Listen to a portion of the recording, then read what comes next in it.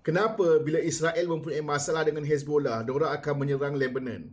Kenapa tak serang Hezbollah je? Dan bukankah Hezbollah ni bukan kerajaan rasmi? Jadi kenapa sebuah negara dibalas seperti satu musuh? Di sinilah ramai orang keliru. Hezbollah sebenarnya bukanlah seperti sebuah kumpulan bersenjata biasa dan diorang juga bukanlah kerajaan penuh Lebanon. Apa sebenarnya diorang ni? Diorang ni adalah kuasa di dalam negara.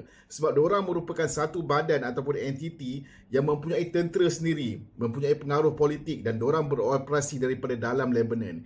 Inilah yang menjadikan konflik ini sukar untuk ditangani oleh Israel.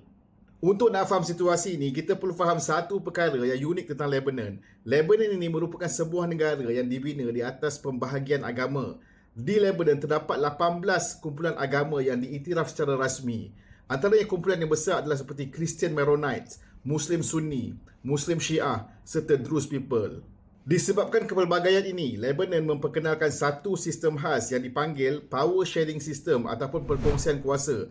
Dalam sistem ini, pemerintahan tertinggi negara dibahagikan mengikut agama.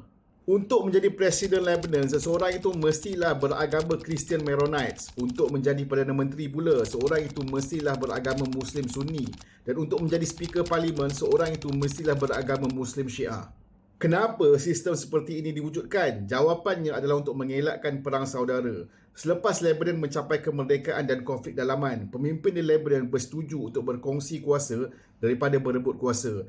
Ini dikenali sebagai National Pact 1943 dan kemudiannya diperkuatkan lagi selepas perang saudara dalam Taif Agreement.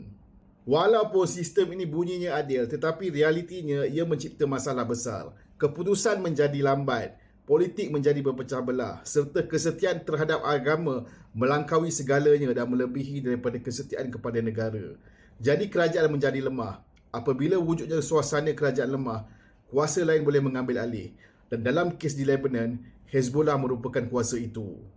Hezbollah pula bukanlah muncul secara tiba-tiba. Pada awal tahun 1980-an, Israel telah melancarkan operasi ketenteraan di selatan Lebanon. Dan dalam suasana itu, komuniti Syiah telah bersatu untuk membentuk satu gerakan untuk menentang penjajahan Israel ini. Di situlah lahirnya Hezbollah. Pada awalnya, ia merupakan satu gerakan penentangan dan mendapat sokongan masyarakat tempatan. Tapi lama-kelamaan, ia menjadi sesuatu yang lebih besar daripada itu. Hari ini, Hezbollah bukanlah sekadar sebuah kumpulan bersenjata. Mereka merupakan tentera yang kuat dan merupakan pemain politik yang kuat di Lebanon serta penyedia bantuan sosial kepada rakyat. Mereka umpama negara di dalam negara dan ada ketikanya pengaruh mereka jauh lebih kuat daripada pengaruh kerajaan Lebanon.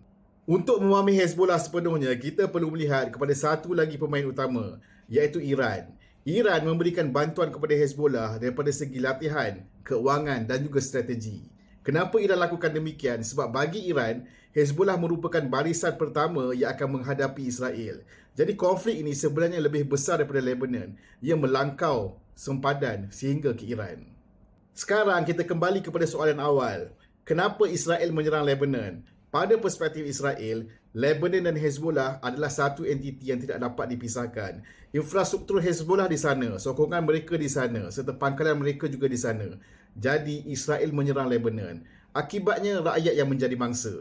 Hakikatnya, apa yang berlaku di Lebanon hari ini merupakan contoh bagaimana sebuah kumpulan boleh mempunyai kuasa yang lebih besar daripada kerajaan pusat dan bagaimana sebuah sistem politik yang dibina untuk keamanan boleh membuka ruang kepada konflik yang baru. Kalau korang suka konten macam ni, jangan lupa klik like, follow, subscribe dan bagi tahu kawan-kawan.